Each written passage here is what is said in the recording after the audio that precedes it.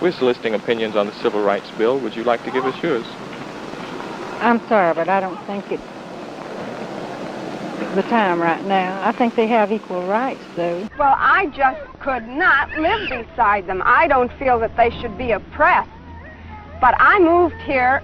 One of the main reasons was because it was a white community. Jennifer Piggott voted for Trump in the November election.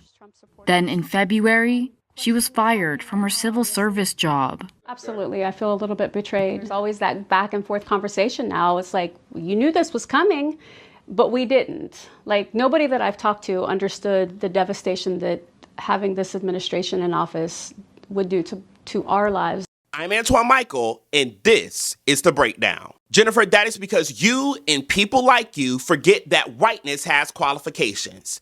That the only reason why Granny here in the video and Aunt Lizzie Mae were able to live in segregated communities is because they had the money, they had the equity, and they had the network to make it happen. That segregation in the United States was a very expensive economic enterprise in this nation. And the only reason why working class white folks, right, because this particular story is based out of West Virginia, so the only reason why working class white folks, entry-level middle class white folks gets to access what they get to access is because of the 1954 Brown versus Board of Education ruling. What do I mean? The larger historical arc of the United States is that of a conservative one that is in service to white, propertied, rich males. That the Brown versus Board ruling in 1954 represents an inflection point wherein the Warren Court sends the nation in a different direction, right?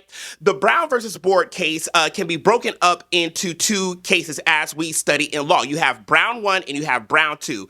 Brown 1 is where they say you must desegregate. We know that part pretty well. But Brown 2 is where they lay out the framework whereby which desegregation must happen. It is in that part where the court says that you must do so with all deliberate speed. But what is missed in the analysis of that particular case is that the courts did not force local districts to redistribute the resources that were happening in schools, that were happening in public facilities. They just said it has to be integrated, but nothing about forcing the redistribution of the resources. By not doing so, they made the inequality of non-white people to be tantamount to the equality of white folks. And by white folks becoming equal in this particular way, what it did was it expanded whiteness such that those who were working class, those who were entry-level middle class, now had a claim that they could make on the state vis-a-vis their whiteness because the Supreme Court, in not touching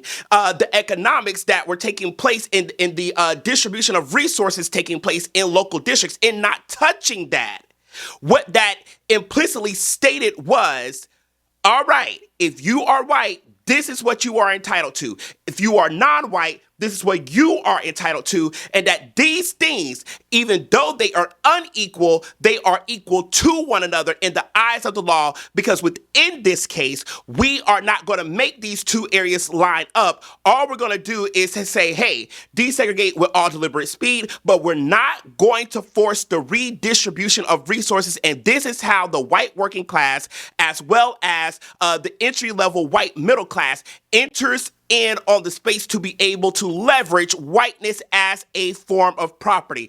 This is what is missing in this particular moment, but that is being found out in real time. So the reason why these town halls are filling up, the reason why folks are in the streets who overwhelmingly do not look like me, is that because what they are finding out, that even though they voted for this particular man, that in this moment, that whiteness is like diamonds. Anyone can have one, but what is the cut? What is the color? What is the clarity? What is the carat? And they are finding out in this moment that they are possessing a whiteness as a type of property, as Cheryl Harris would say, but that it does not have value. It does not have equity. So he does not care about the concerns of working class white persons. He does not care about the concerns of white small businesses, which are being impacted. Why? Because you do do not possess the form of whiteness that he has as property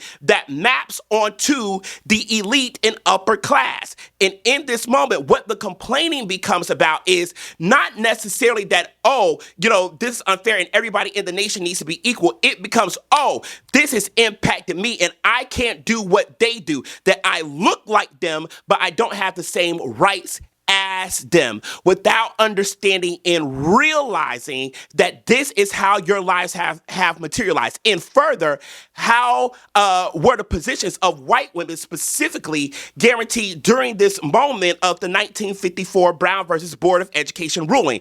That happened by way of what took place with Emmett Till, when Carolyn Bryant down there in Money, Mississippi, as a working class white woman, told that lie on Emmett, and the state did what? Reconciled her in that moment. In that moment, whiteness expanded to pick up and recognize working class white women. And as they did that, because of the way that the patriarchal order of the day was structured, and if we're telling the truth, it's still the same way, what that also simultaneously did was recognize the patriarchal rights of working class white men.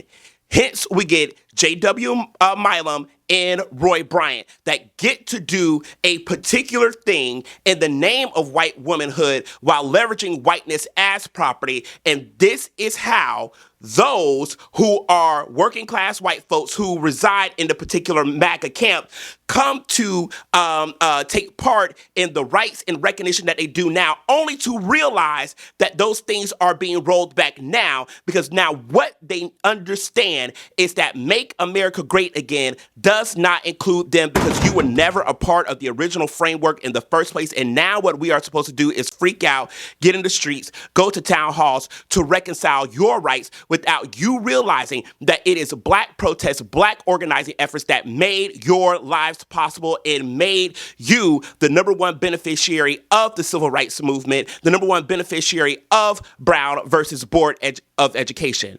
That is what's happening in this nation right now. Not necessarily that, oh, you know, people are being treated unfairly, but the larger conversation is around, oh, I cannot access my rights to whiteness. That me leveraging whiteness as a form of property is not working for me in this moment. And so let's get back to a democracy, because that's when it was acknowledged. Be so for real. This is the history. We have to be real about what is happening here and what is taking place. This has been The Breakdown. I'll see you in the next one. Peace.